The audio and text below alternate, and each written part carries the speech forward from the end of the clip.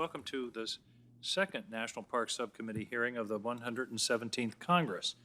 As we have seen over the last 15 months of the COVID pandemic, our public spaces have become important spaces for refuge and where we can recharge our batteries.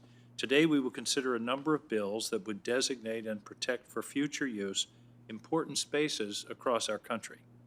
We have 14 bills on the agenda today that cover a wide range of topics and geographic areas. Together, they seek to preserve our national history, change the way we manage public lands, and provide additional recreational opportunities. I won't speak on each of them individually, but I want to say that while some are likely to garner wide bipartisan support, others have raised concerns on either or both sides of the aisle. It is my belief that this subcommittee should have an opportunity to discuss bills, even those bills that I might oppose. I'd like to turn to a bill using the chairman's prerogative that I've introduced with Senator Collins, the York River Wild and Scenic River Act. This bill is also supported by Maine's House delegation.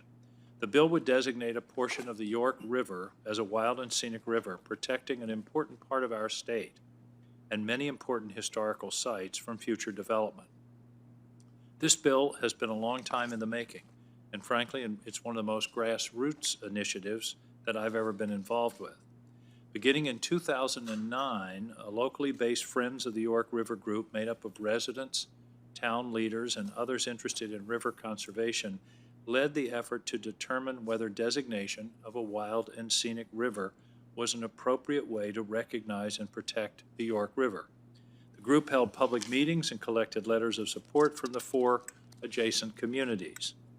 My House colleague, Representative Shelley Pingree, and I introduced the York River Wild and Scenic Study Bill. It was included in the fiscal year 2015 National Defense Authorization Act. The study committee then began their work in partnership with local stakeholders.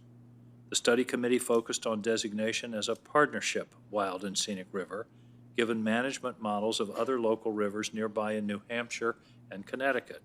The study committee identified a number of outstanding, remarkable natural, recreational, and cultural resource values associated with the study area that they concluded made it eligible for designation.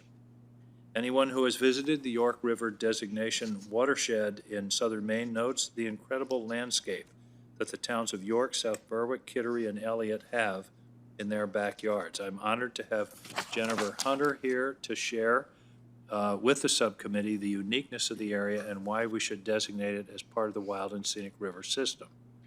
One procedural note before I recognize Ranking Member Daines. Following his remarks, I will recognize members of the committee who wish to make a statement about their bills on the agenda, followed by any members not on the committee seeking to make a statement. From there, we will go on to the rest of our witnesses and then on to questions.